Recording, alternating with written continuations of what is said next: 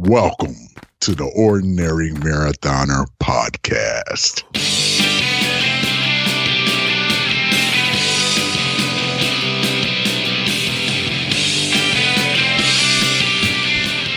Hello and welcome to the Ironman Lake Placid recap version of the Ordinary Marathoner Podcast. My name is Coach Scott. I'll be your host today. We are going to bring you through the entire race. I know you guys have been waiting on me. It's been a really weird couple weeks. The race itself was a long day, and I thank you guys for coming along for the ride, those who tracked me. Right now, today is August 5th. It's Monday. I think the last time I talked to you guys on a podcast was July 24th, which was our Lake Placid send-off day, so it's been a while. Now, this is going to be one of those podcasts. Number one, I'm going to warn you guys right away. I'm going to get choked up. There could potentially be tears. Don't know if it'll get that far, but there's definitely be some moments where I break down a little. I'm just warning you in advance. And the way I look at this is that we've been doing these daily podcasts for months and months and months. I owe you the raw emotion. I owe it to you. I owe it to me. I look at this and I say to myself, you know what? One of the beauties about doing a podcast, and even especially the YouTube channel, is that as long as I leave it up there, it's going to exist as long as YouTube exists. Which means right now, this podcast, this event that has been such a major part of my life for the last year. It's the culminating event. It's probably something that people are going to listen to more often than the daily podcast that we put out.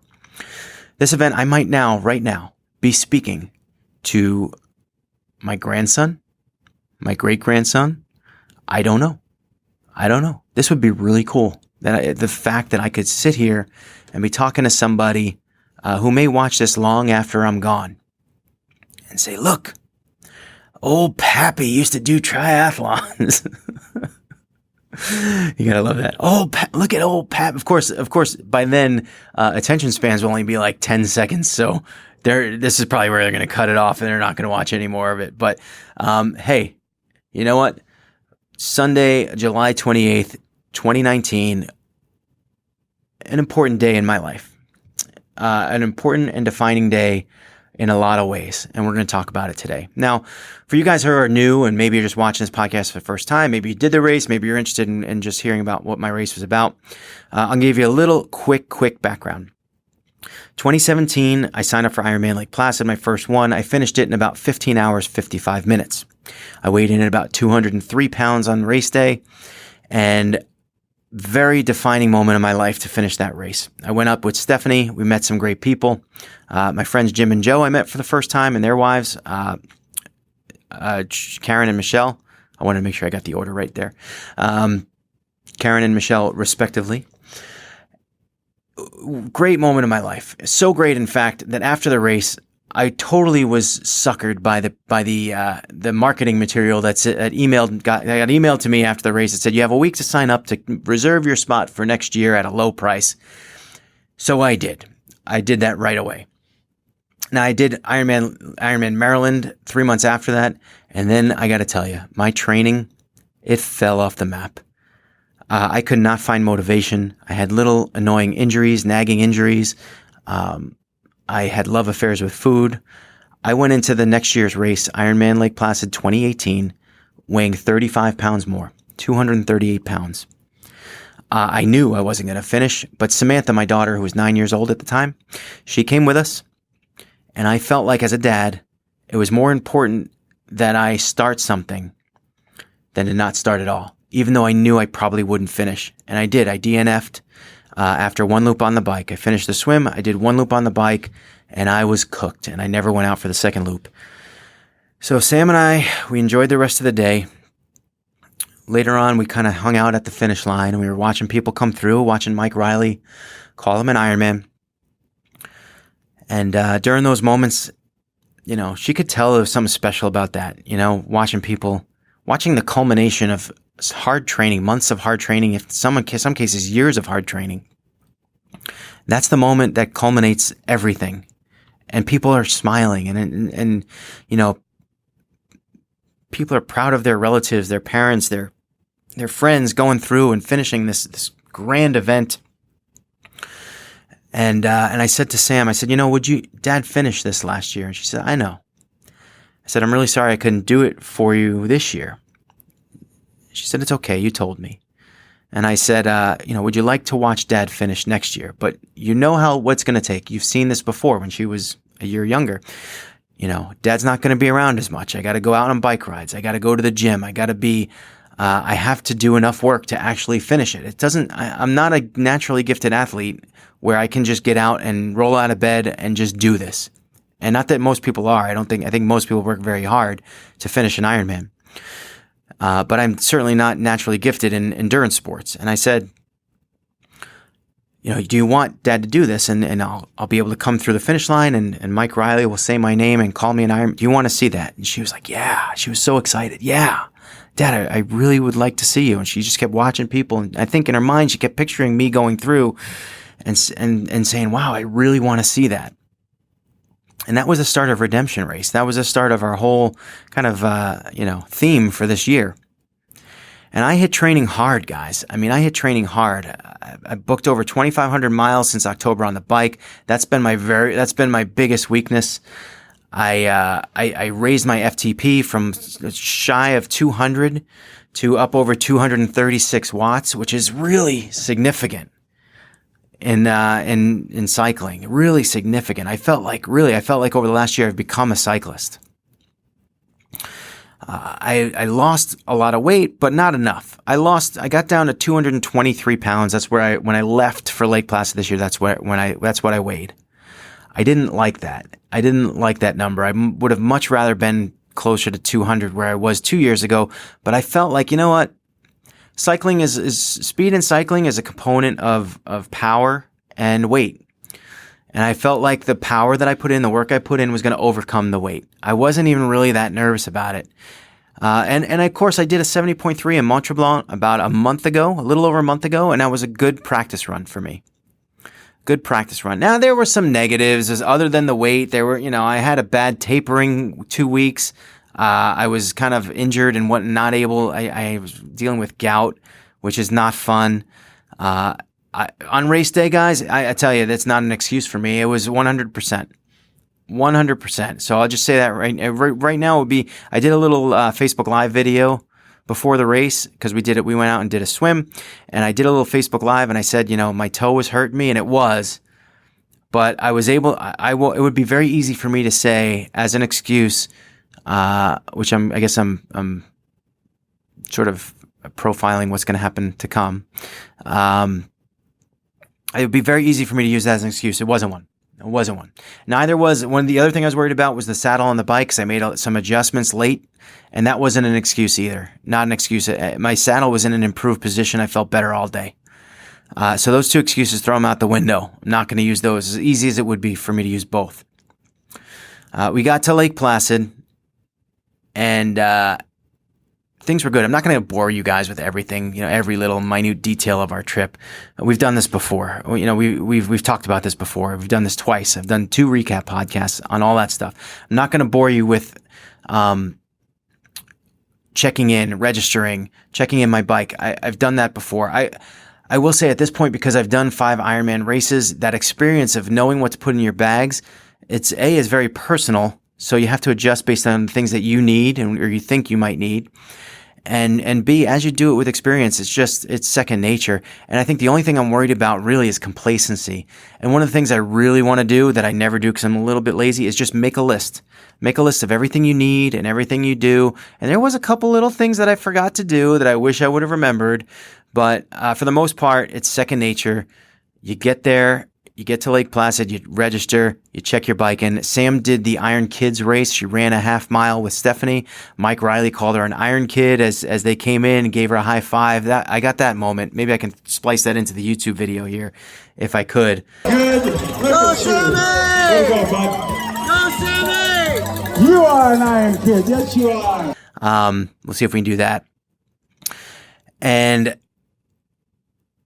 it was just a great couple days leading up to the event. I did a practice swim with Jim and Joe. I felt really good in the water. Even on my video, I said, book it. I'm going to do an hour and 25 swim, which is aggressive and good for me. But I felt really good about it. And carved up the night before the race. The digestive system was A-okay. Everything was good. I felt, sometimes that's a little bit of a hindrance, guys. It's a little bit of a worry for some people. It's me at times too. But I felt like everything was under control. And we were in bed the night before the race by 7:30, 8 o'clock. I was definitely asleep by 8:30. I was excited for the race. I kind of felt like I really felt that 17 hours I could finish in 17. And my mindset was almost more like, let's try to get to 15. Let's see how we can do. And maybe we'll get to 15 hours, really break my PR, which was around 15:35, whatever it was at Maryland, and be absolutely thrilled with my race. I kind of felt like that was going to happen. Set my alarm for 3:50 a.m. Went to bed at 8:30. I woke up feeling nice and refreshed. I felt like I got a full night's sleep. I looked over at the clock, and it was 10:15 p.m. The room was all quiet. Everyone had gone to bed with me. They were all sleeping. We had Ellie, my baby daughter. She's 8 months with us. We had my mother-in-law, Ingrid, there. She was so helpful. Thank you, Ingrid, so much for being there. And me and Sam and Stephanie all sleeping in the same room. And I woke up at 10:15 feeling refreshed. Now, you're not, of course, 10:15, you're not going to go get up and be like, all right, race day. No. So you go back to sleep. I probably woke up 2 or 3 other times in the night. I never stayed awake for long. It wasn't like I was dwelling on the race or picturing it in my head. I mean, I guess I was picturing it in my head in ways, but definitely it wasn't weighing on me. I felt good. I felt really good. Eventually, I did wake up. I turn around and look at the clock at 3:46 a.m. Now, when your alarm is set for 3:50 and it says 3:46, that's like the miserable hour, right? Because they make snooze for 9 minutes for a reason, right? Because that's enough to kind of get you to go back to sleep and kind of lay there. But if you got 4 minutes left, you're not getting any more rest.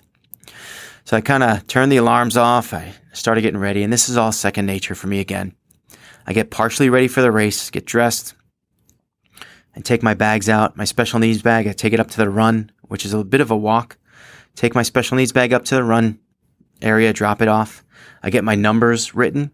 So they have, people with markers. They write your number on your arms and your legs and your age on the back of your calf.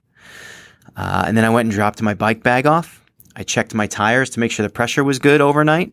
I wiped down my seat, my handlebars to make sure they were dry. I had taken a water bottle the night before. I put it in the freezer. It was a tip that I saw. I'd never done this before. Nothing new on race day, of course, but this sounded like a good tip. Take a water bottle, put it in the freezer, and by the time you get out of the swim, that water, that ice will have melted, and you got nice cold water for that first leg of the bike. I was looking forward to that because last year I didn't bring a water bottle that leg of the bike, and I really paid for it. So I knew it was something I would definitely need.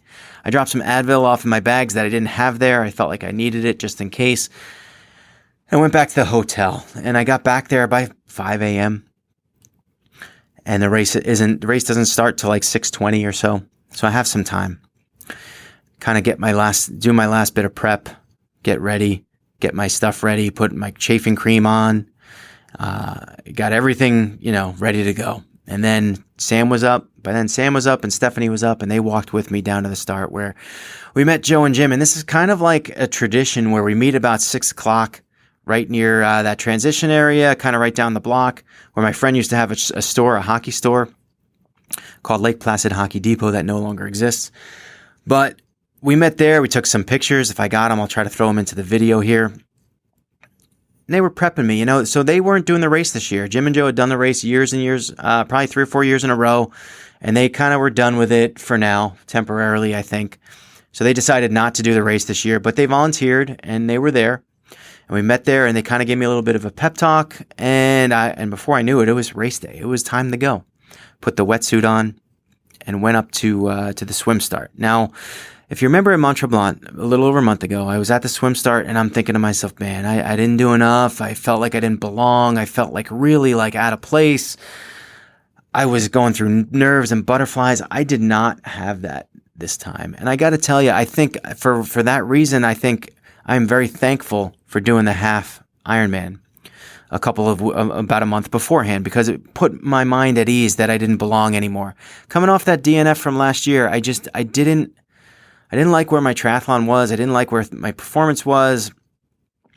I felt really bad about the whole thing. And now here I am sitting there at the starting line knowing that my swim is good, knowing that my bike has improved, and feeling like I just got to get through the day with no major issues. And my goals were easy. I wanted my daughter to see me finish. I wanted Mike Riley to call me an Ironman. And what my daughter didn't know is I wanted to take off the medal when I finished and give it to her, because this race was all about her. This race was all about proving to her what you can earn by doing the work. And I felt like, I knew there was no way I could give up on her. I knew my mind was like, you know what? Let's focus. Let's get to that 15-hour mark. Let's get that PR. Let's crush this race. I felt like I could do it. And I'm standing on the beach and I'm feeling good. I know I have a long day ahead of me. That's another thing. 2 years ago, I was listening to music. I was getting myself psyched up. But man, that music doesn't last too long after that gun rings. Maybe an hour at most. Maybe that you get set. But it's on a 15, 16, 17-hour day. Whatever music you're using to psych yourself up, that's going to be gone once you start hitting those hills. And it's all inside. It's inside that whatever you got in your guts, that's what comes out. And I hit that swim, and I hit it hard, and I hit it, man, I felt great in the water. And I tell you, now this is my third Ironman swim. Fourth if you include the half. Actually fifth. This is my fifth Ironman swim if you include the half. Now, I was never comfortable swimming in crowds. I've never been comfortable swimming in crowds. I always swim in the pool. I don't even like sharing a lane. I always swim wide. And I looked at the data and it says, when I've swam Mirror Lake in the past, I swim 2.7 miles. And you know what? To me, that doesn't make any sense. Why are you swimming 2.7 miles when all you got to do is 2.4? So the plan was to kind of hit it and get tight instead of staying wide, get tight to the line, maybe even get on the cable, because there's a cable that runs the course on the inside, and try to find a rhythm, try to find a spot, find a rhythm, and get going. That plan, it reminds me of Mike Tyson, right? Everyone's got a plan until you get hit in the mouth. And quite literally, in fact. Because, man, it was a crowded swim. And I don't know if it's just because I was on the inside or if it's always like this, or it kind of even felt a little crowded on the outside, to be honest with you. I got to the inside and, man, elbows on the head, getting kicked in the face, kicking people, unintentionally. I felt like I was expending so much energy just to find a spot, and I could not find a rhythm. There was no finding a rhythm out there. There was none. It was survival, and I was just expending way too much energy trying to figure it out than I was trying to get a rhythm. And I decided about 200 to 400 yards in, I'm like, I'm out. Get wide. So I got back wide. By the way, I only swam 2.6 miles. So I did improve a little bit on prior performance. But, man, I'm happy I got out of that. Man, I don't know, that crowd. It was difficult swimming for me. And I don't know why people go in there. Obviously, that's almost like a Yogi Berra. Like, no one goes there anymore. It's too crowded. No one swims the inside because it's too crowded. But obviously, the people there do. And I don't know how to practice for that. I mean, maybe you just got to swim with a whole bunch of people. But it's not for me. So I got back wide and I swam. And I got to tell you, I still felt good. And I found my rhythm. I was cut off a few times, but that's sort of normal. At one point, I got sandwiched between two people, and very loudly under the water, I yelled a word that started with F. I think they actually heard me because they kind of came together and then went apart, and then I was able to get through. Sometimes I experience foot cramps and calf pain and calf cramps, and they can be really debilitating in the swim, like super painful, but I didn't get any of that. I had taken salt beforehand, which usually kind of heads off the cramps, and it seemed to work. I got through that first loop of the swim, checked my watch, and I finished in a little bit under 40 and a half. It was like 40 minutes, 20-something seconds, which was pretty much my Mont Blanc time for the one loop. And for the first time ever, I got out of that water, and instead of being like, all right, catch your breath, think about it, think about what you need to do, focus, all right, let's go. Instead of that, it was more like I got out, I grabbed a little thing of water, I drank it, and I got right back in, man. I got right back in the water. I felt great. And I hit that second loop. And I got to tell you, I feel like I swam the second loop faster than I did the first. And when I got out of the water, I was really expecting to see a time really close to 1:20. But I don't know what it was. Maybe because I swam a little wider on average than I did the first time. Maybe it's because you lose with people getting out of the water. Maybe you lose some of that whirlpool effect, that sort of drafting effect in the water. I don't know what it is, but I did get out of the water. The second loop was 43 and a half minutes. So my time total was like 123 and a half, which was through my 125 prediction. I felt amazing. I felt very accomplished getting out of the swim. They stripped my wetsuit off. I had to transition. Feeling absolutely great. Now, I transitioned very deliberately, and there's a reason for that. I especially coming out of the swim, I feel like my body needs to readjust to the different medium. Swimming just is exhausting, and you don't get enough training to train from swim to bike transition. Maybe the pros do, but I don't. I never train that transition. I do brick workouts where I transition from bike to run, but I don't do any swim to bike bricks, which I probably should do. But I don't. So I'm especially in that very first transition, I'm very deliberate. I want to make sure I don't forget anything. I want to make sure everything goes on properly, that I don't forget anything in the bag. Get your helmet locked in, my bike gloves, my bike shirt, my bike shorts, my everything, my nutrition, all that good stuff. You got sunscreened up. I saw Jim and Joe as I walked out of the tent. I got video of that too somewhere. Maybe I could splice that in too somewhere. I don't know.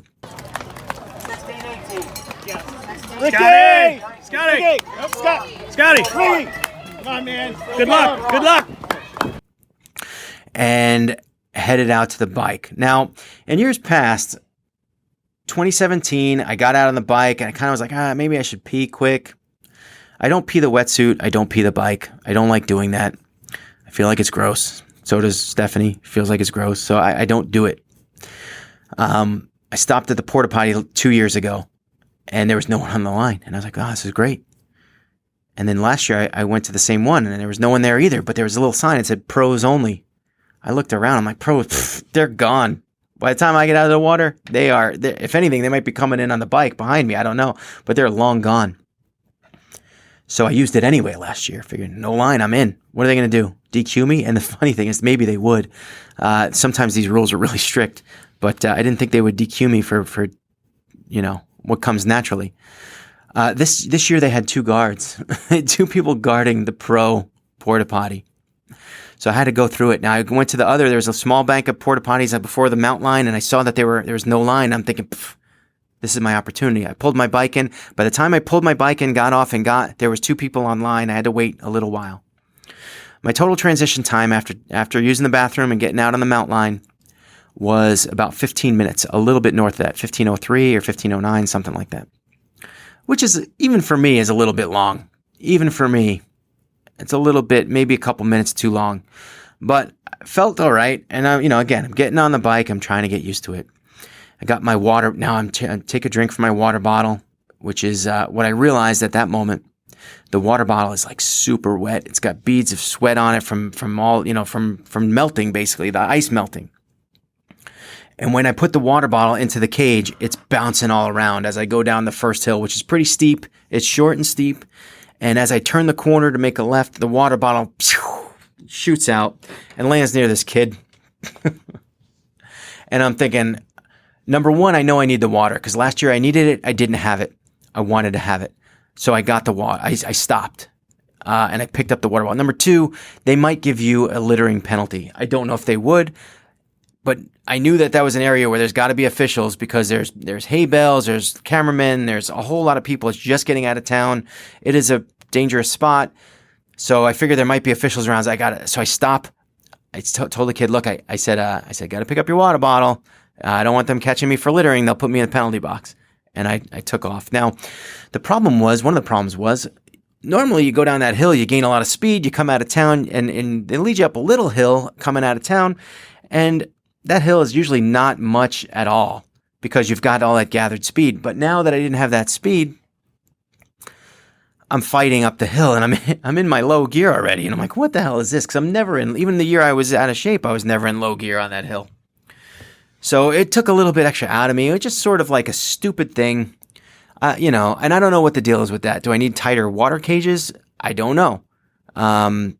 Definitely, I have a water cage between my aero bars, and that tends to be very loose. So when I saw the bottle was wet, I put it underneath on the frame cage, which is typically a little tighter, but it didn't matter. It still fell out. Just an annoying thing that happened, And then really at that moment, then I'm out on the bike. I'm headed towards the first hill out of town.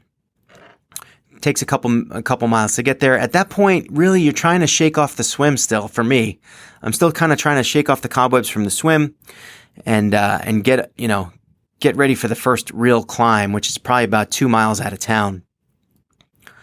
But I got to tell you, I hit that climb and I felt really good. And I'm telling myself, this, you know what? You trained hard for this. You deserve this. This is.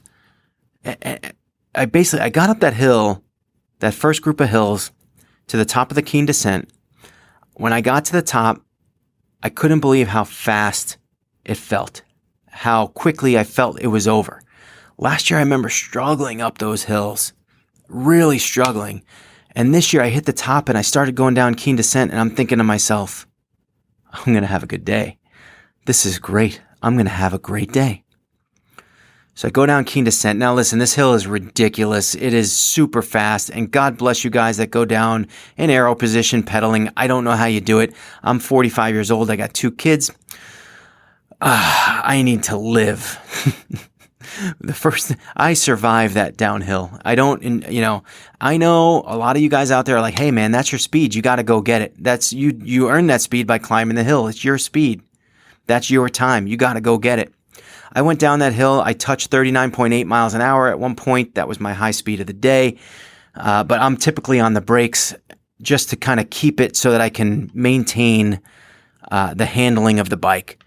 And I was fine with it. I was absolutely fine with how I went down the hill.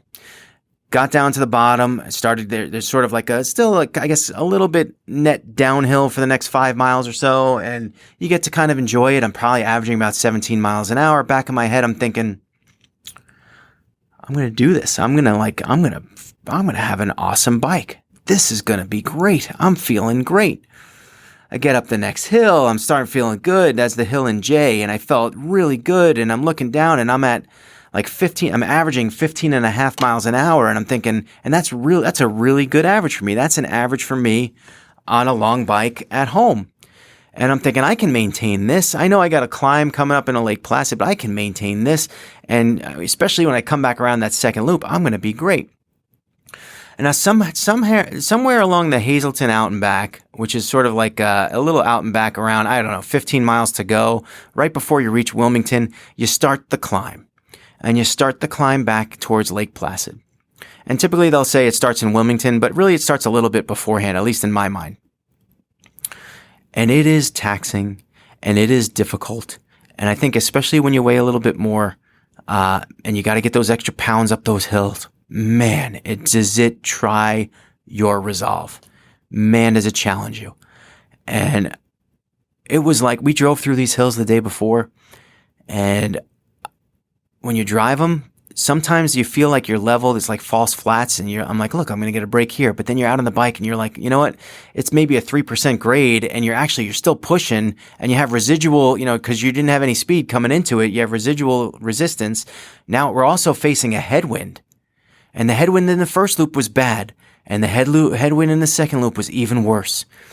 It was hard to get up that hill, that last climb. And I don't even know. I think my first loop, I don't have a time for it here, but I think my first loop was something like a little over 4 hours, which wasn't good enough. I was kind of hoping for 3.5 to 3:45.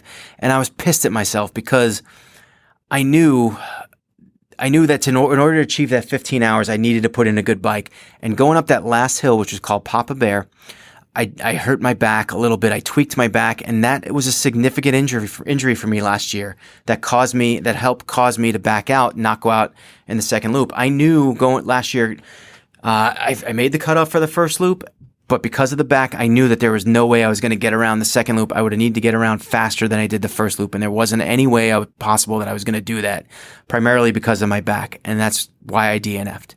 So I got up Papa Bear, and my back hurts, and I'm exhausted, And I'm like, wow. And I'm looking at the clock and I'm thinking, my God, how disappointing. I was upset with my time, and I was upset with how exhausted I was. Because all along I've been thinking, I've been working so much on the cycling. I'm a cyclist. I'm a cyclist now. I kept telling myself, I'm a cyclist. I'm a cyclist. Man, and Joe and Jim and their wives were volunteering as kind of like crossing guards, I'd say, along a back stretch of the bike. And I saw Joe and he goes, "Hey man, how you feeling?" And I'm like, "Oh, it's crappy. I just feel crappy." And I know I got to go back out. How you feeling? Stay at it, man. All right, stay at it. Because this was a trying moment for me, because this was the moment where last year I DNF'd. So I knew that at that moment I had to kind of gear up and get the resolve to know that I had to pass that area and get through it and mentally get out and start that second loop again. Because last year that's where I didn't finish. But shockingly, it kind of proved not to be a challenge. Mentally, I knew. I went back to that thing that was telling me, you cannot quit today. Either you're not going to finish because someone pulls you off, or you're going to finish by accident, kind of. Well, I didn't finish by accident in the beginning. I thought I would finish without a problem.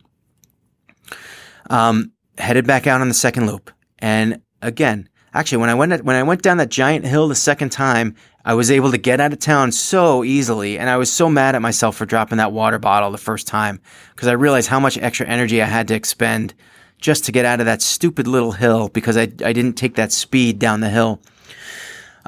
Made it back up to Keen Descent. I still was feeling okay, guys. I kind of was like, all right, I was a little bit slower. I stopped in a couple of the aid stations on the second loop just to kind of regroup, but never for more than a minute. Just sort of stop, take some salt, get my water, and go back out just to give the legs a brief moment. Somewhere around, Keen Descent it was a little more windy the second time, and it was a little harder to handle the bike going down that hill. I think probably that loop was when I hit my 39.8 miles an hour. That's the fastest I've ever gone. I know some of you guys out there will be like, oh, what a wimp, but you know what? I don't care. I want to live. And hit the flats, felt good. Somewhere around, I would guess, mile 30. The skies just opened up. And now they had thunderstorms in the forecast. Hadn't seen them. They were very localized, and I just happened to be in the wrong place at the wrong time. When I tell you torrential downpour for about 5 minutes, a lot of curse words being uttered in those moments. Torrential downpour, went down the Hazleton up and back, and now I'm starting that climb with about 15 miles left to go. And I'm looking at my watch. And again, when you're going uphill, you know what? When you're on a flat, I know that I can kind of average 15 to 17 miles an hour, and I can kind of gauge what kind of effort I need to put forth in order to make a certain time, if needed. When you're going up those hills, man, you just go up those hills. Get up them as quickly as you can, or as much energy as you have, and then that's it, right? I mean, you go up the hills, and that's what you got. But you have no way to gauge how long it's going to take you to get up these hills. I don't. Maybe with enough practice, maybe the pros can do it. I don't know. I can't do it. So I'm starting to worry now because the cutoff is 5:30 p.m. and I'm trying to do the math in my head. I'm looking at my watch. It's saying I've been out there for 7+ hours, 7.5, closing in on 8 hours, and I'm going, and I got nothing but climb in front of me, and it's starting to hurt, and my muscles are starting to cramp. I was going down a little hill and stopped pedaling for a brief moment, and you'd think stop pedaling would be a nice relaxing time, but my left hamstring just went, it just seized right up. The pain was searing, and I just was like, whoa. So I kept pedaling, and it went away. And a little while after that, I'm climbing a hill that wasn't even really necessarily a challenging hill to climb. It wasn't a giant, hill. It was a relatively low hill, and I'm approaching the top of the hill, and my right quad, same thing, cramp, seized up, and I got my foot out of the pedal, and I stopped. And I was like, all right, I pulled over to the side, and I'm like, you know what, just take some extra salt. So I did. Took some extra salt, took a sip of water, had to walk the bike up then whatever 10 feet, 20 feet left to the top of the hill because I wasn't going to start on a hill again, and kept going. Headwind was really, really bad going up these hills. You have no idea how fast you're going. You have no idea if you're going to make it. You have no idea what you got left in the tank. I just keep thinking of Sam, thinking, man, I can't let today end on the bike. I cannot let today end on the bike. And in my brain, I'm thinking, there's no way I'm going to make this. And I don't know what kind of math I'm doing at this point, you know. I'm thinking in my head, I got to climb these hills. This takes me forever. I just had to stop with a leg cramp. There's no way I'm going to make this cutoff. 7 miles left to go. We're passing River Road, and there's a guy there, and he's like, you guys got to hustle. You got 7 miles. You got to go up these hills, and you got to get in there. You don't have much time. You got to hustle. And I'm thinking, oh, great. Oh, great. I'm not going to make it. I'm not going to make the cutoff. And I start pushing up these hills with whatever I have. And at this point, this is my race, guys. My race is over if I don't hit this 5.5 hour mark. 5:30. It was 5:30 p.m. If I don't hit the 5:30 p.m., my race is over, and over early, and I don't want that. I need to get out there on that run. As a matter of fact, I put the run out of my mind completely. I just needed to get through this bike. I needed to push everything I had. I went up Papa Bear, that last hill. And typically I'm slow on hills. I went up that last hill, and I passed 8 people. That is amazing for me. 8 people. I counted everyone. I didn't count in their face. That would have been rude. But in my head, as I was passing, I'm like, 1, 2, 3, 4. And I'm giving it everything I've got. I'm out of the saddle at times. I'm trying so hard to get up. I'm like, And I pass 8 people. I get to the top, and I'm feeling a little exhausted from the hill, but triumphant in that, for the most part, there's another little hill coming up, but for the most part, I'm done. I'm there. I just got to get in by the wire, and I don't know what the wire is because I look at my watch, and all it has is my current biking time. It doesn't have the actual time of day. So I don't know if it's 5:30, 5:15, 5 whatever. I don't know if I've missed it already. All I knew is I had to give it everything I got. So I did. I kind of went around that thing. I went around the last curve. Down Main Street in Lake Placid, I saw Glenn Eisenstein. He was there with his wife, Abby. They were there to see their son, Tony Perlman. Tony had a great race, 15 hours. Amazing, Tony. Samantha Watson from the Sam Fund was there. I saw her, and seeing their faces, man, wow. It just was like, and knowing that, you know, they were waiting for me. I was assuming they were waiting for Tony, but Tony had passed. I thought Tony was behind me, but Tony was way ahead of me. So for them to be out there cheering me on, man, in retrospect, those are good friends. Those are good friends. So I get up to the bike mount line, and I have no idea at this point. And Jim and Joe are standing there. I think their wives were there too. To be honest, this memory is very fuzzy for me. But I remember getting off the bike, and I remember going over and saying, "Hey, did I make it? Did I make it?" And they're like, "Yeah, you made it. It was awesome." And I went in, and I was like, I felt so triumphant that I made it, and then my day was not going to be over. And then I realized one thing. Now I have to run a marathon. So I head into transition 2, but I'm not too concerned. I'm not too concerned. I think all along I've been saying, if I can get off the bike at 5:30 p.m. and have 6.5 hours to do a full marathon, I can do that. I can run. I can almost walk, probably just walk a full marathon in 6.5 hours. I'm pretty confident. I've been confident. I've been saying that all along. This is going to be not even a challenge. The challenge is just going to be, hey, if something arises that stops me. I get into the transition tent. Now I'm feeling pretty good. I start changing. I get out of my bike shoes. I get out of my bike shorts. I put on regular shorts. I put on my ordinary marathoner running shirt. I go to put on my sneakers, and I reach in my sneaker, and there's my sock, my 2 socks, my clean socks. And the thing is, I like to run with thick socks. I feel like it gives me a little extra cushion, a little extra comfort. Especially after the bike, because I get really bad pains in my feet on the bike, and I just need to have some kind of level of comfort getting out on the run. But I gotta tell you, my toes, they normally are throbbing. They weren't that bad.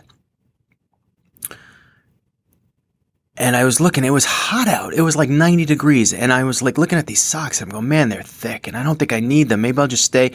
So I decided at the moment to stay with the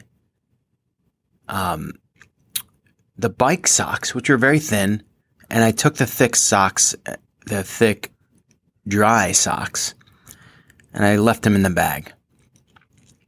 Hindsight 2020, big mistake.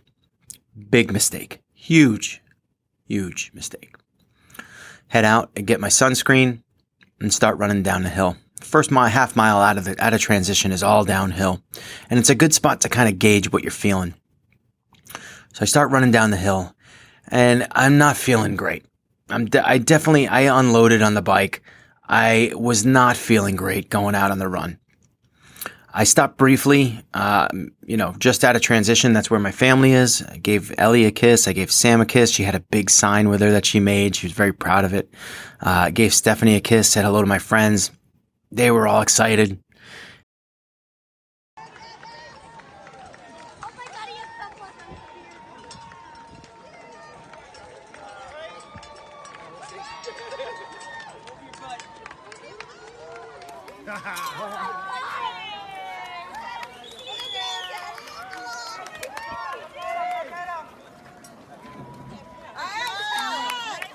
And I kept running out of town, and it's easy to kind of run downhill. And really, that's a gauge for me.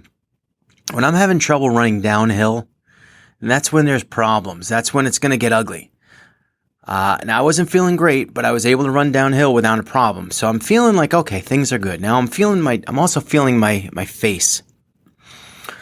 And I'm feeling it's gritty. It's really gritty, which is typically a salt deficiency sign. And at that point, usually it's too late.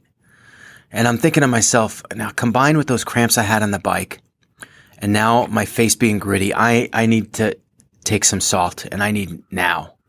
So I start taking salt, and where I usually take maybe one, I have a little container of base salt. You get one little lick, and per mile. I take one per mile. Now I'm taking 2 or 3 per mile, and I'm trying to catch up. And I don't know if that's smart.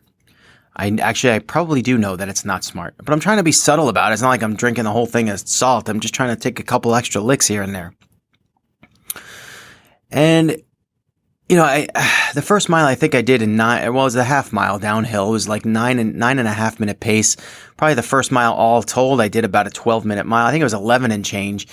I felt like if I continued to run, it would hurt me later.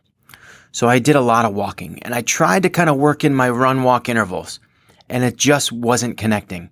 I couldn't get it. The hills were timed improperly, and I just felt like, all right, walk the uphills, run the down. I tried to do that for the first loop. But I did notice, doing the math in my head, 6.5-hour marathon that I needed. I've done a marathon at 6 hours before, and it was like a 14-minute pace. So I'm thinking I could do a 15-minute pace and get through a 6.5-hour marathon. So now I'm walking miles, and I would walk a full mile. I look down doing 14.5-minute pace, and I'm thinking, okay, and all along I'm thinking, all right, I'm banking this 30-second per mile. This is great. And I'm worried about, I'm out on River Road, and I'm starting to thinking about the hills headed back into Lake Placid, because I know that they're there, and they're tough, they're steep, and they're long. And I'm just thinking to myself, all right, am I banking enough 30-second pieces or 15-second pieces per mile to overcome these hills? Because I know my pace should slow down when I hit these hills and I have to go up them and back into town. And I'm walking. It's funny because you walk down River Road, especially River Road is very social for whatever reason. And some people see my shirt and they make ordinary marathoner, that's funny, or you're an extraordinary marathoner. Today, this is no ordinary marathon, things like that. And it's really kind of funny. It's nice to talk to people when I'm out there. One person walked by me and she goes, hey, ordinary marathoner. And I'm like, yeah. She's like, from East Longmeadow? I'm like, yeah. She's like, I'm from that area too. She's like, my name's Maura Donovan. We follow each other on Twitter. And I've had conversations with her before, and now to run into her on River Road. And in the past, I've met people on this course right in where I am, and I've ran with them the entire way going in, because it's nice to have someone to talk to, and it's nice to have someone to kind of, struggle with and to push you when you need to be pushed. But I couldn't tell her. I tried to have a conversation. I tried to be nice more. I'm sorry if it didn't come off that way. We passed each other back and forth a couple times.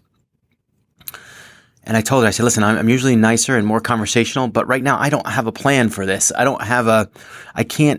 knew I wasn't running light pole to light pole. I was running when I could and walking when I had to, and being very happy that if I could walk an entire mile at 14 and a half or under a 15-minute pace. So I was kind of like in my own head, and I couldn't really be social, but it's nice to see someone you know out there. Anyway, come back down River Road. I'm feeling pretty good. I hit the hills, and now I'm like, you see the ski lifts, the ski jumps from Lake Placid from the Olympics. They're huge, they're monstrous, and you have to make a right, and now you're going back uphill towards town. And this is at mile 8 or so, and I'm like focused on crushing my pace, my walk pace up these hills. I am walking with purpose. I am walking with intention. And every mile I'm clicking them off at 14 and a half. And I'm shocked because I didn't think I'd be able to walk 14 and a half minute miles up these hills. I thought it was going to be 16, 17. And I thought that this is where I was going to have to really do my math and try to calculate it for the return trip. So I'm walking up these hills, and I'm kind of getting close to where my family is. And I'm realizing two things. Number one, I'm realizing that my hands are swollen. Go figure. I'm like, why are my hands swollen? This hurts. And Stephanie had this happen to her once in a half marathon. And I'm looking at my hands, and they're swollen, and they hurt when I squeeze them. And I didn't know what to do. I didn't know what to do about it. So I just kept walking. And I also noticed I started getting more pain in my feet, which is typical. It's typical. Foot pain for me is always typical. And I'm just like, all right, put it in the back of your mind and let's keep walking. So I see my family. They're very happy to see me. Sam's got her sign. It said, Ellie said mama for the first time during the race. She's also clapping her hands for the first time, which was really super cool. It's why does that happen during race? During the race, she happens to start. Maybe she just saw everyone clapping their hands all the time and started clapping. I don't know. What a great kind of interesting day. So I passed them, and Joe's telling me, you got to do 15-minute miles. And I kind of knew that. Like, that was my thing in the back of my head. In fact, I thought that since I had booked a bit more time, I thought I had maybe like a little bit more than that. But I think he just did the calculation based on the whole time that I had. And yeah, 15-minute miles. That's what I'm glad he confirmed my math. And that was my focus right then. I walked up the hill, down Mirror Lake Drive, came back running. Run down the hill, and it's like, see you guys later. I'll be on my way for this half marathon. I'll be back to collect my medal and say hello to Mr. Riley. I was pretty confident at that point. Head down the hill. My first mile out after the half marathon is 12 and a half minutes. Excellent. Right on track. I'm booking more time. And I know I can come back up these hills at 14 and a half minute miles, so I'm not even concerned. I'm like, every time I can get through a mile at under 15 minutes, I am banking extra time for later, just in case. Squeezing my hands. I had asked the lady, I said, what does it mean? She wasn't a medical person. There were medical people there, but she was just a volunteer. And I tried to get the medical person's attention. They weren't paying attention. So I just asked people in general. I said, hey, what does it mean when your hands are swollen? She said, oh, it just means that you're keeping them down and they're facing down and the blood is rushing to your hands. Just kind of walk with them, kind of, you got to walk like power walk or something. So I started doing that, thinking, I don't think that's right though. I thought that when Stephanie had it, it was salt deficiency. So I'm wondering now, but I'm thinking like I've taken a lot of salt. Maybe it's salt overload. I don't know. I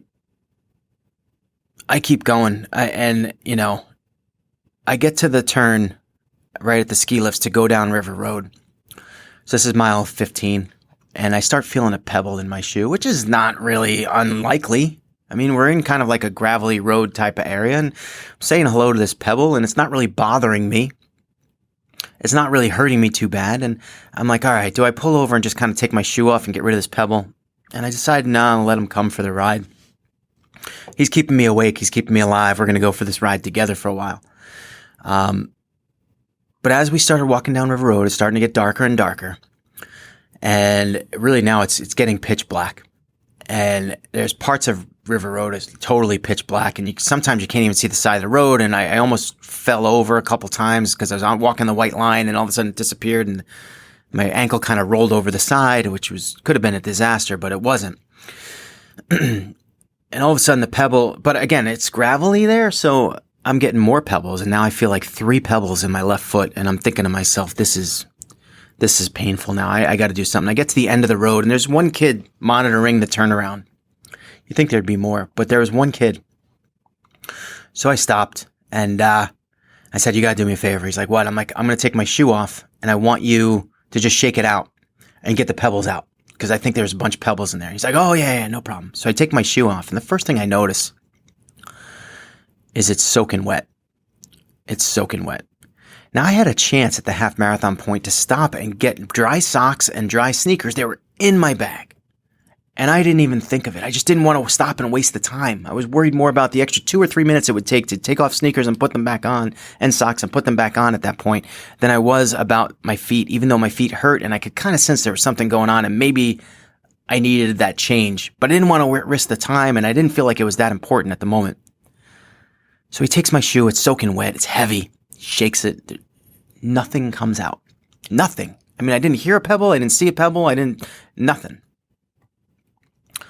And so I'm thinking it's stuck in the bottom of my sock. So I wipe off the bottom of my sock. Nothing. I don't feel anything. I'm like, oh my God. So I put the shoe back on. I start walking. And their pebbles are still there. And it's about that time I start realizing, like, these aren't pebbles. These are blisters. Now, I never had problem with blisters before in my life running. I've never had blister problems. So this is new. I'm in new uncharted territory. And I'm headed towards the med tent. And I'm thinking about, and mind you, I'm still walking with a purpose, but now my miles are no longer 14 and a half minutes. I'm walking with as much energy, with as much, as much I can muster, with as much purpose and intensity as I had before. It's just I'm slowing down, and the miles are getting less and less. The speed is getting slower and slower. And I'm approaching the med tent. I'm thinking, maybe should I stop and ask them about my blisters? But now I'm looking at the clock, and I'm already starting to lose miles. And I'm like, I'm trying to calculate, and I got about 7 miles left, and I can do 17-minute miles and still make it. And again, I'm thinking up those hills are going to be fine. I did 14.5-minute miles last time. I know I'm slowing down, but I could still do 17-minute miles. It's just, I got 7 miles left. So I'm thinking, do I have enough time to stop in the med tent and see if they can deal with my blisters? And I'm like, maybe that's 5 minutes right there. I don't think that's, and I don't know what they're going to do. Are they going to lance them? Are they going to pop them? Are they going to bandage them? What are they going to do? I have no idea. Are they going to make them worse? Are they make them better?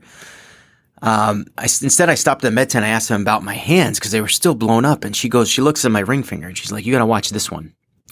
If this one starts turning blue, you're in trouble. And they're going to cut this ring off, which is bad. And I said, well, is this salt? What's the deal? She's like, yeah, you probably it's salt. You're retaining water, which means you probably took too much salt. So I'm like, all right, no more salt. I'm not taking any more salt. She's like, good idea. Okay. So I continued on. And again, I'm still walking, and I didn't deal with the blisters. I didn't even tell them about it, but I'm feeling them, and they're hurting. In the last 2 miles, they've increased in intensity like tenfold, and they're hurting. But I still feel like I don't have much distance left, and at 17-minute miles, I can do. So I get back to the ski lifts. I'm making the right back into town. Now here's my hill, right? The 14.5-minute hill that I took before. And I don't even care if I get in 14. I'll take 17 minutes on these hills. I'll take it. And I turn the corner. And as soon as I turn the corner, now, again, I've never dealt with blisters before. My feeling is this. You walk straight, your feet take a certain, do the same step every time, over and over and over, hundreds of times, thousands of times.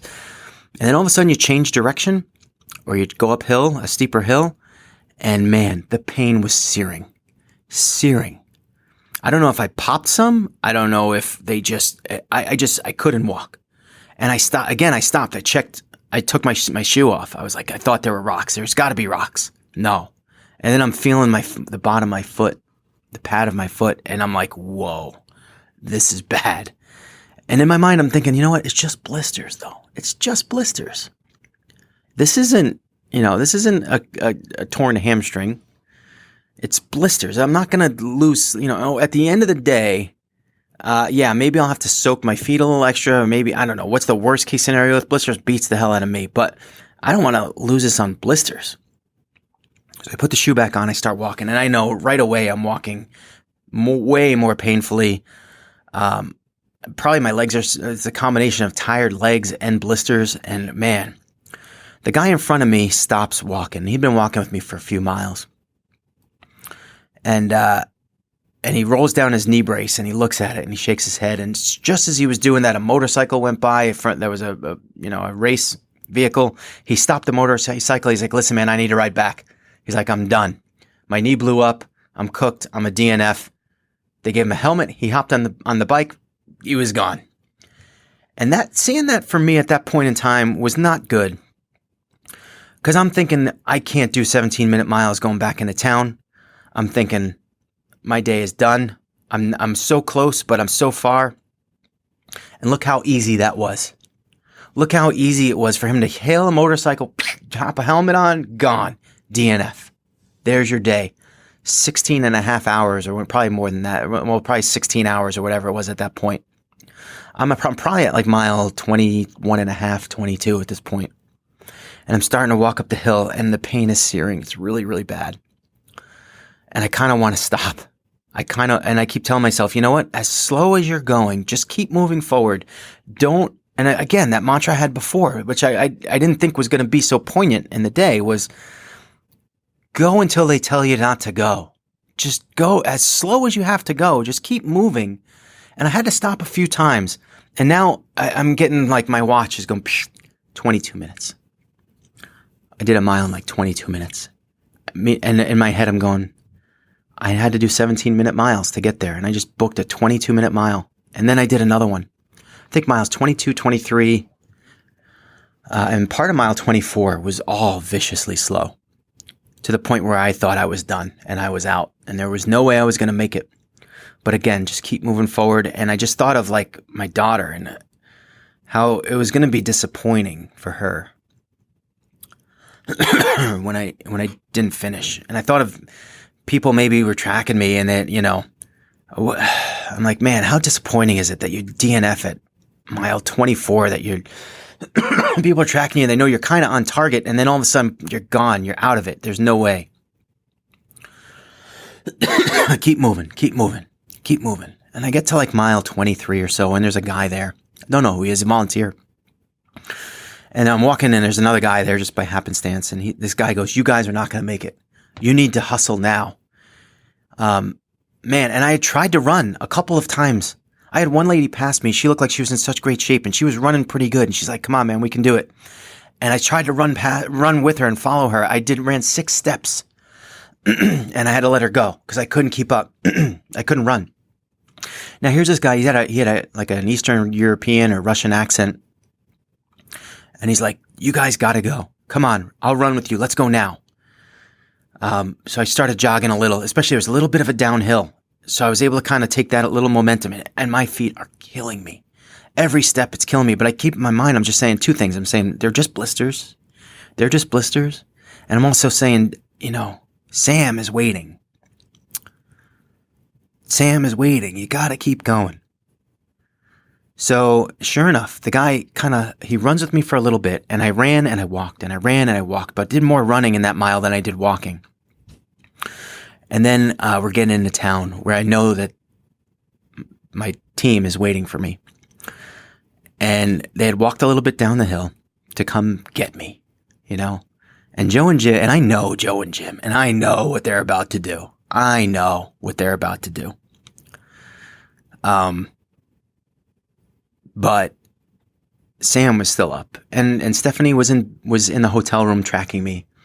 Ellie had to go to bed, so she had her mom actually. Her mom had never been to Lake Placid to see an Ironman, so she had her mom come up, and she thought it was better that her mom get to see the finish for the first time. I don't think she knew that I was going to finish like this. Otherwise, I'm sure she would have wanted to been out there. But the first thing I see Joe and Jim in their blue volunteer shirts, and then I see Sam running down the hill, and behind them are Joe and Jim's wife and my mother-in-law, and Joe and Jim's wives, I should say. That would be interesting if there was just one. But I see them there, and I see Sam just runs right up to me. And I was so disappointed because I didn't think I was going to make it. And I'm walking up these hills, and now here's this part where the hill is ridiculous. This hill that there's no place in any race whatsoever.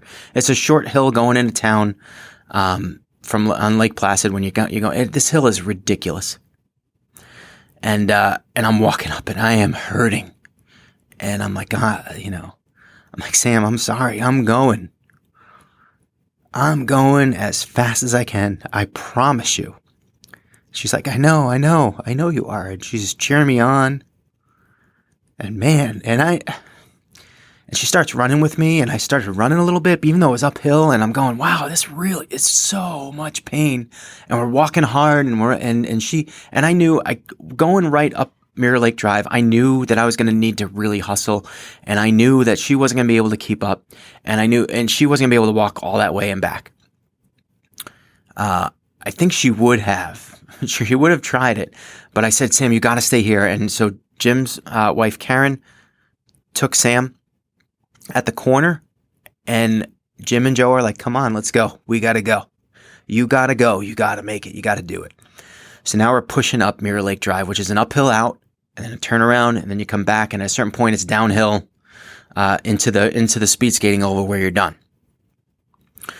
And they are in my ear, and come on, you got to go. You're going to have to go. You got to do it. You got to do it. Now, I know two things, too. I know there's two things in play here. There's one, me making it by the 17-hour limit, and me finishing by midnight, or by whenever the clock runs out. And I know I'd love to finish under that 17 hours, but I also know that I need Sam to see me finish. And here, Mike Riley called me an Ironman. If that happens at 17 hours or 17:04, what do I care at that point? But I really would like to get that 17 hours. So they are pushing me up this hill. And I remember Jim. I remember Jim just like, you got it. You do this thing with the freaking light post. Do the light posts. Run the light posts. So I'm running 2 light posts. I'm walking 1. Then I'll run 1 light post. However much energy I had in me. And I am hurting and in pain, and I am dying. And I hear Joe telling me, you gotta go. You gotta go. I can still hear it in my head. You gotta go.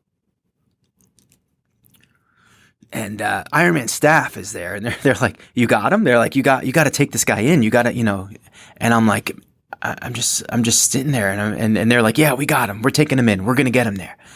And I get to the turnaround, and doing a 180 on these feet, oh my God, the pain was so searing, just all up through my face, like from my feet all up to my everything, just like. And I'm like, I have no idea if I'm close to my time. I kind of have a good idea that I'm gonna get through the stadium. I'm gonna get there. The music's blasting. You can hear the crowd. 2,000, 3,000 people, whatever they are waiting. More people are waiting at the final hour, at the final 10 minutes than await the winners of Ironman. The place is crazy. This is what they're known for. Going, and I turn around, and now I'm starting to run. And man, he's got video of me. Man, if we have that, we'll splice that in. He's got video of me running down Mirror Lake Drive. And I'm just like, I'm in another world. I'm trying mentally to just put the pain out of my head. I don't care what I look like. I don't care anything. I'm going when I can go, and I'm trying to run as long as I can. And then when I walk, I try to walk as fast as I can, and it's hurting me. Cut it. Short as fast. Right along, follow that curve. Stay strong. Fight. And they're having me cut the corners as tight as I could, but I couldn't even see the corner. I just was going forward. And finally I hit that downhill point, and they're like, you gotta go. And they're running with me. We hit the downhill point, and we get right to the start of the speed skating oval, and they let me go. Now Sam was there, and I was a little upset that Sam wasn't in the stadium area to kind of be right there. But what I didn't know is that she could see the finish line on the screen, on the big screen from where she was. And she, I guess, ran across, and she was trying to see me. And something takes over. It's like a tractor beam when you get into that oval.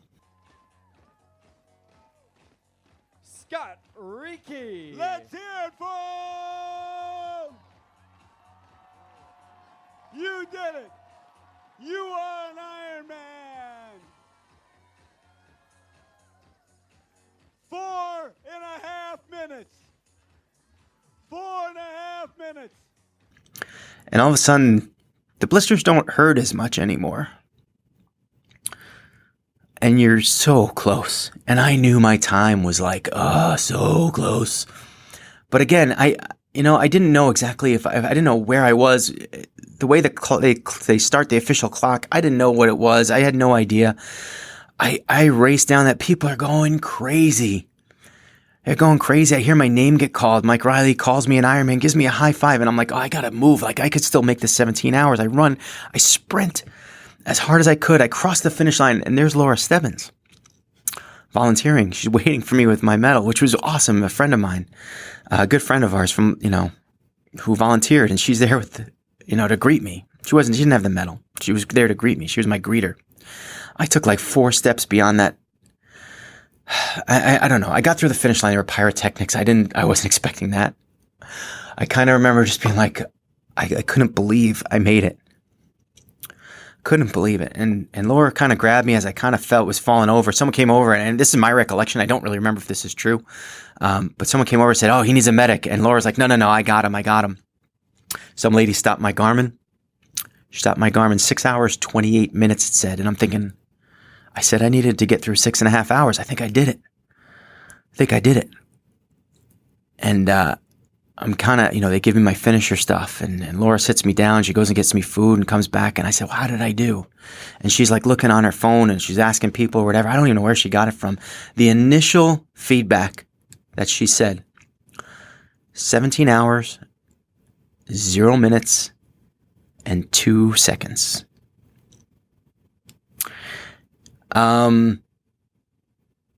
Subsequently, we learned it was actually 17 hours, 0 minutes, and 58 seconds, which is a little bit easier to swallow. But I wasn't upset. I wasn't upset at all. Because I knew I left my soul out there that day. I left every ounce of everything I had. And there ain't 2 seconds, there ain't 58 seconds, there is nothing. I don't have that out there. There wasn't out there to get. It wasn't out there for me to reel back in. I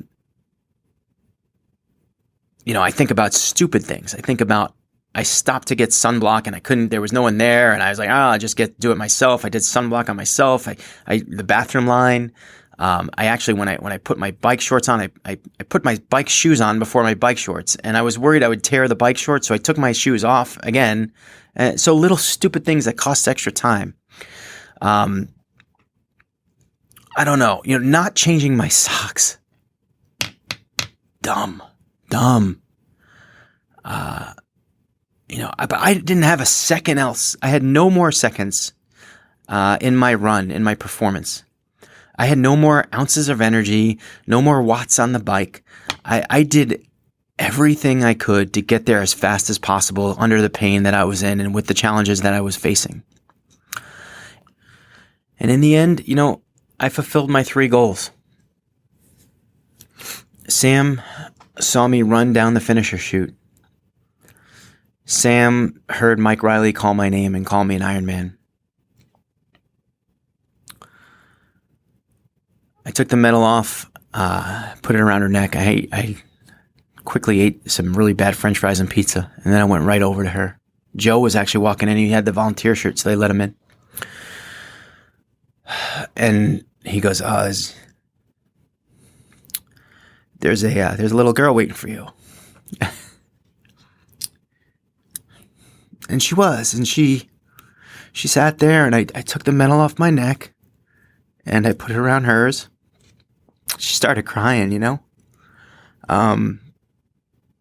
It's very easy to make a 10-year-old girl cry, right? You just stomp on her feet or you yell at her when she did something wrong. But how often do you see a little girl cry tears of joy? And how often do you see it because she's proud of something her parents did? I would say not too often. So to give her that moment was extra special. And whether I'm 58 seconds late or not, to her, I'm an Ironman. And that's really, I fulfilled my 3 promises, and I'm not too concerned about it. Now, we need to talk about this, though. We need to talk about this 17-hour rule, because I've been kind of hemming and hawing about it. I have been, I'm not upset that I finished in 17 hours and 58 seconds. I didn't immediately sign up for next year's Ironman Lake Placid like I'd done in prior years. In fact, I'm definitely not doing it. Next year, I'm off of 140.6s. I'm going to train. I'm going to focus on other things. I'm going to focus on our coaching. I'm going to focus on cheering other people on. Maybe do a bunch of 70.3s just to stay in shape and see how it goes from there. But I left 58 seconds out there. So there is a sequel to be made. But I've been hemming and hawing about those 58 seconds, and I don't regret those 58 seconds. I don't think there's anything I could have done physically to make it happen 1 minute sooner. But I struggle with calling myself an Ironman from this race, and I struggle with it because I appreciate the rules and I respect the rules. And I know when I go on my little app and I see my performance, it lists all my times. It says 17 hours, 0 minutes, 58 seconds. And then under there, it says DNF. And anyone can go and look at that and say, he didn't finish. He's not an official finisher. But ironically, we had Mike Riley on the podcast about 3 or 4 months ago. And unbeknownst to me, not expecting, I just was asking him questions. And I'm kind of a stickler. I'm kind of a, typically the rule is the rule. You DNF, are you, if you DNF in an Ironman, are you an Ironman? And there's this very little sliver of probably less than 1% of the competitors who are going to finish the race and be over 17 hours, but get all the pageantry and get all the fireworks and get all the Mike Riley and get all everything. And they're going to be cheered for more than anybody else almost that entire day. Thousands of people bringing them in. And they're going to see their time and they're going to see DNF. How are you supposed to feel after that? I don't know. How are you supposed to feel? And I get it, and I respect the rule. I have rigid respect for the rule.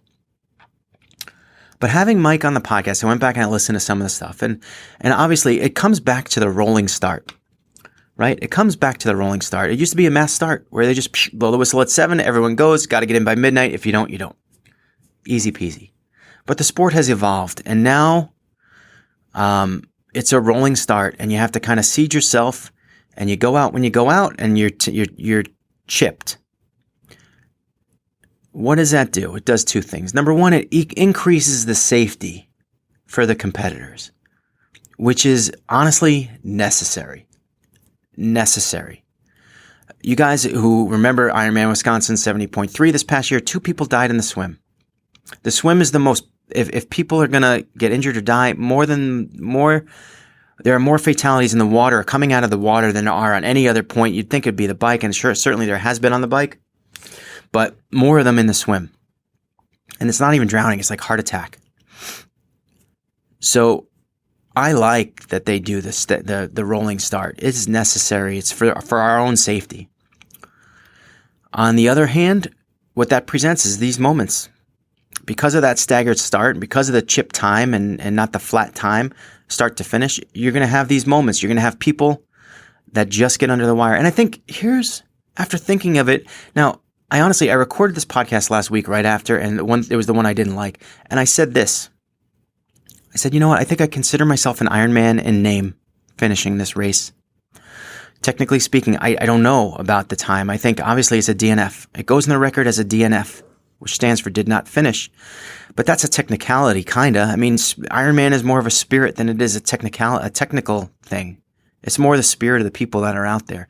No one starts this race thinking, I got to move up forward because I'm going to do 17:05 today and I want to make sure I'm going to be called an Ironman. Nobody starts the race that way. I think you start the race thinking, I'm going to give it my best, see where the chips may lie, and you line yourself up on that swim where you belong, because that's good sportsmanship and that's what it's all about. And it's still, you're going to be guaranteed at least your 17 hours. And unfortunately, occasionally you get out there. I mean, honestly, the one thing that I would change, where I said this. I've said this the last week. I said there was 2 places that I could have found 58 seconds. One of them was by changing my socks when I didn't do it. And that is my fault. That is an error in judgment, severe lapse in judgment. I had never had blister problems before. I didn't think they were going to happen. And without a doubt, those blisters cost me over 58 seconds. I would probably say 15 minutes. 15 to 20 minutes, I think those blisters cost me. Okay. Another place to find 58 seconds? In the gym, in the kitchen, places where you train. A little extra training, maybe it would have gotten me another minute. Maybe it would have got me up down that hill. Maybe one less beer, one less Oreo, one less, one less taco night. Not that there was a lot of that. I felt like I was fairly disciplined, relatively speaking, on a general basis. But who knows? I could have found a minute in training. That would have probably been a better area than on that course that day for sure, because I didn't have any more minutes in that course. Those were the 2 areas. So when I said to Mike, I said, what's the deal? If you call them an Ironman and they come in and then their time is 17:01, you wake up the next morning, you find out you're not an Ironman. What is your position on this? Not ever thinking this would apply to me. I didn't think this would apply to me. And he said, and I think I got the soundbite. Let's run the soundbite here if I got it. I bring them in. I take care of them. I call them what I believe they are, according to the time clock. If they're a few clicks over that, so be it. So what? I bring them in. I call them what I think they are. If they're a few clicks off, so be it. So what? And I gotta say, after letting this sink in, and knowing that the reason they do things the way they do is a safety issue, primarily in the staggered start for the swim, I'm on board. And I get a chance here having this podcast and having the crowd that I have and the group that I have. I get a chance to make a statement here because I got to tell you, the one thing I said in the podcast last time was that, you know what? I'm a stickler. I think, I might consider myself an Ironman for this finish, but the one thing I probably wouldn't do is I don't think I would get the tattoo. My initial thought going into this was I was going to get 3 little Ironman tattoos, one for each full Ironman I finished, and put them on the back of my calf. How do I justify putting this one on my body? Someone's going to look this up, right? Later in the future, someone's going to look this up, and they're going to see that I finished 2 Ironman races, but DNF'd the 3rd, and why does he have 3 tattoos? Because Mike Riley told me I could have one, and you know what? I don't think that there's any more better authority than him. None. No one's witnessed more races. No one's called more races. No one's seen more amazing things, amazing finishes. No one's, he's seen it all. So if he's going to tell me so be it, so what? A few ticks off or whatever, ticks off, whatever he said. I'm going to take that. And for you guys out there that finished in 17:02, I think I knew someone who was 17:09 and still got in and got called an Ironman. I think one thing would be if you knew that you were going to be cutting it close and you snuck up way to the front when you're a slow swimmer, that's kind of bad form, but I don't think anyone does that. If Mike Riley says you're an Ironman, who is anyone else to say otherwise? And there you have it. And I'm telling you, so right now I'm thinking about my tattoo, and I've been thinking, all right, am I going to get 2, or am I going to get 3, or am I going to get 2, or am I going to get 3? And I know that there's some people out there right now, and they're saying, you can't get 3. You DNF'd. You can't get 3. That's ridiculous. You know what? I'm going to take Mike Riley's word at it over yours. I don't know who you are. I don't care. And I know, you know what? I know there's going to be people out there, and I know where to find them too. I can go on certain Facebook pages and tell them what I'm going to do, and they would destroy me. I think that's your own problem. Because what we do here at Ordinary Marathoners, we encourage people to succeed. We encourage them to accomplish things that they never thought that they could accomplish.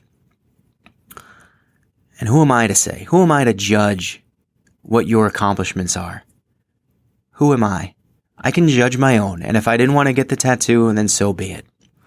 I can judge my own and not feel bad about it. And I could sit here and I could tell you if I wasn't getting the tattoo, I'm not going to get the tattoo. And you know what? You guys, some of you guys might not even respect me the other way. You might say, hey, you finished the Ironman. You should get it. You definitely should get it. But the fact is, I think it's time to make a statement when it comes to these things. You know, we've talked about this in the past, whether you run a marathon or you walk a marathon. Can you say that you ran a marathon if you walked half of it? And we had Jeff Galloway on it, and let me tell you something.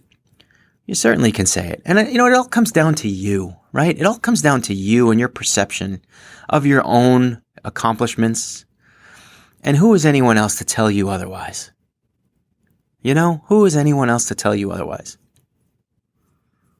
Now, if you finished an Ironman in 18 hours and you got there and all the lights were off and Mike Riley didn't say it, you were an Ironman and you didn't get a medal, you didn't get a shirt, and yet you went out and got a tattoo. Again, who am I to say? Who am I to say? Enjoy it. You know what? You finished the distance, right? If you went out and you DNF'd, you got off the bike and you didn't make the run and you got a tattoo,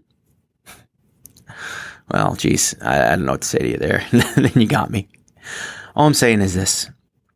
You put in the effort. You finish 140.6. Mike Riley calls you an Ironman. You get a medal. You get a finisher shirt. You're an Ironman. You're an Ironman in my book. And I'm just going to go with it. I'm going with that. I'm going with it. So I'm off to the tattoo parlor later this week, I think. We'll see how that goes. Maybe we'll make a video. That'll be fun. But I'm getting all three. And I'm getting all three because I think it's important. I'm upset that I was thrust into this small percentage of people that finish this way, but this is the way Ironman is. And I think that the spirit of Ironman is that if you finish and Mike Riley says you're an Ironman, then you are. Okay? That's how I'm going to end it today, guys. Few people to thank, man. Glenn Eisenstein, Abby, Tony Perlman, congratulations, dude. Amazing race. Samantha Watson for showing up and supporting us. Amazing. Thank you so much for being there. Maura Donovan for meeting me out on the race and saying hello. It's a really good pick me up, even if I wasn't a jerk, but I feel like I was a little standoffish. Michelle and Karen, thanks so much for taking Sam when I headed up Mirror Lake Drive with your husband. Jim and Joe. What can I say, guys? I mean, I knew you were going to do that. I expected it when I got there. But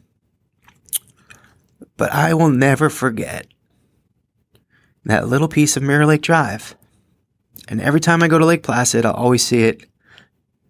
I will never forget what you guys got out of me. And that 1.5 or 2 miles or whatever it is, I'll never forget. Guys, I ran a 11.5 minute pace or 11:20 or something. It was my second best interval. I'm going to look it up. 11 minutes, 13 seconds was the final 1.1 mile. 11 minutes and 30 seconds on 11:13 on blistered feet. And pain, suffering, agony. 11 minutes and 13 seconds, and a lot of it's because of those two guys.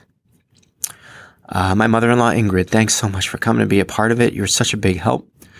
My daughter, Ellie, she's 8 months old. She probably won't remember this, but she'll get to listen to the podcast one day. My wife, Stephanie, unbelievable support. I love you so much. Unbelievable support. And not just on race day, all year. When I said I'm going to do it again and you said, yeah, you gotta sign up for it. You got to do it. You got to do it for Sam. You told her you'd do it. So you got to do it.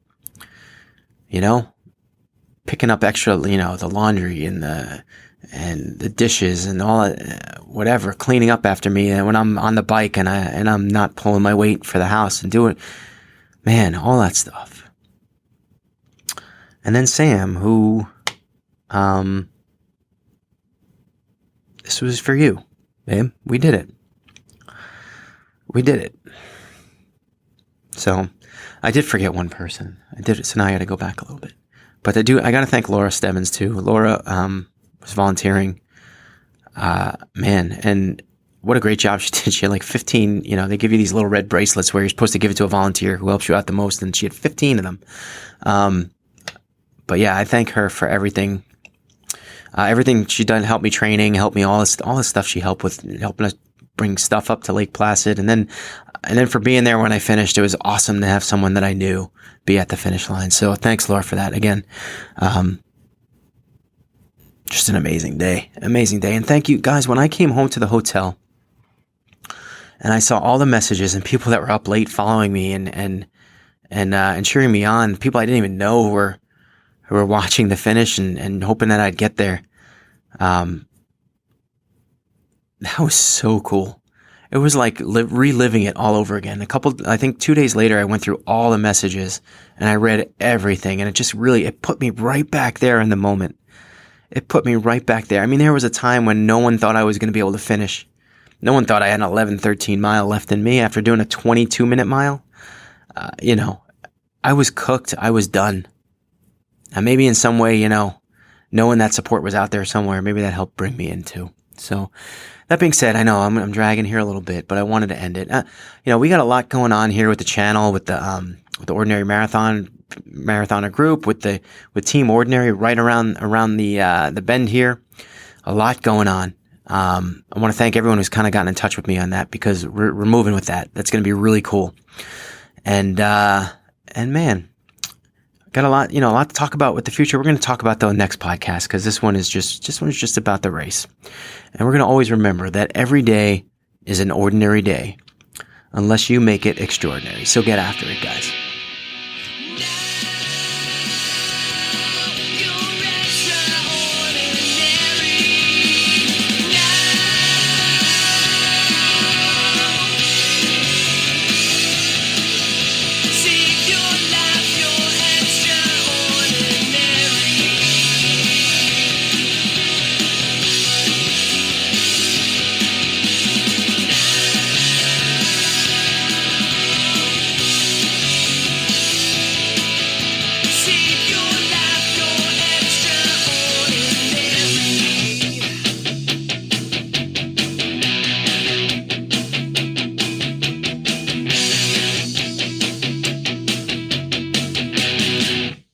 Remember to like our video and subscribe to our channel.